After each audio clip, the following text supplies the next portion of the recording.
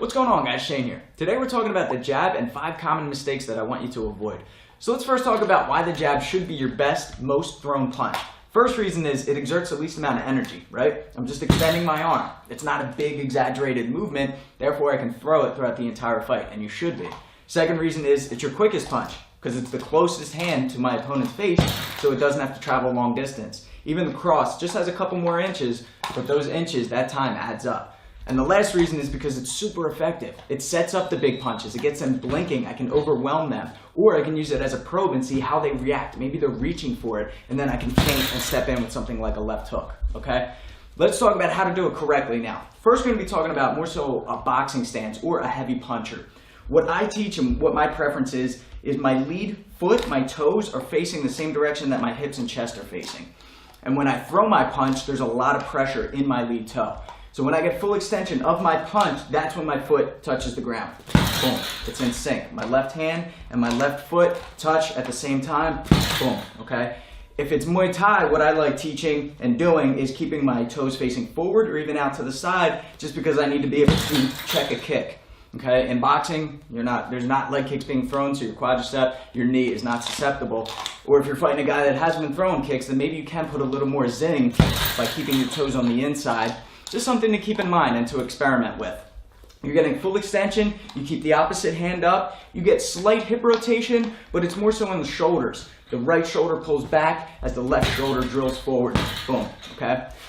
Now let's talk about some mistakes now that you know how to do it. The first one is this: people aren't throwing it enough. Especially in MMA and in Muay Thai kickboxing, we're not seeing enough of the jab. And like I said, it's super effective. I can use it as a probe to see how they react to certain things. Are they flinching? Are they slipping? Are they more of a blocking kind of fighter?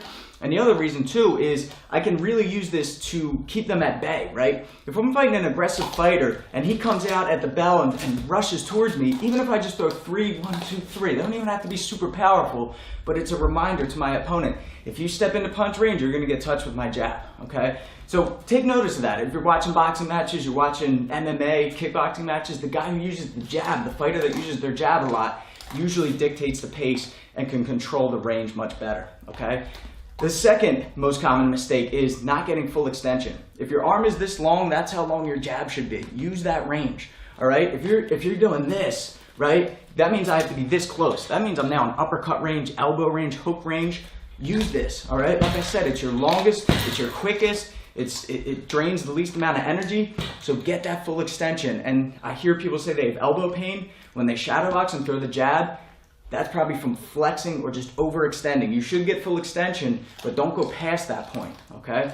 The next is overcommitting, looking for power or trying to make up for lost range by leaning into it. I see this a lot too, especially in MMA. People will come out looking for that power shot and they'll lean into it, put themselves in a bad position, and usually get countered, okay?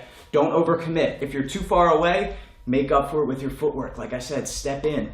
If I step in 3 inches, 6 inches with my lead foot, then my rear foot needs to step in 3 inches or 6 inches, okay? So my full body is moving in. And also, you don't want to move straight in all the time. Create an angle, move out to the left 45 degrees, boom, okay? So you're not walking directly into the line of fire, okay?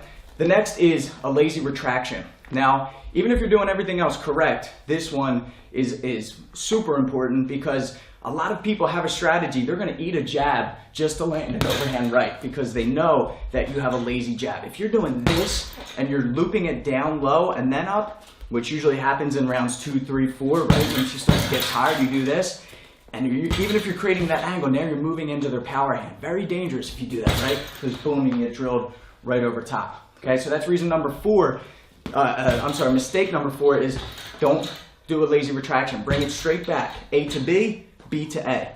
And then the last is you want to make sure that you aren't exaggerating or rather telegraphing the jab, right? You don't want to do this. I see this a lot.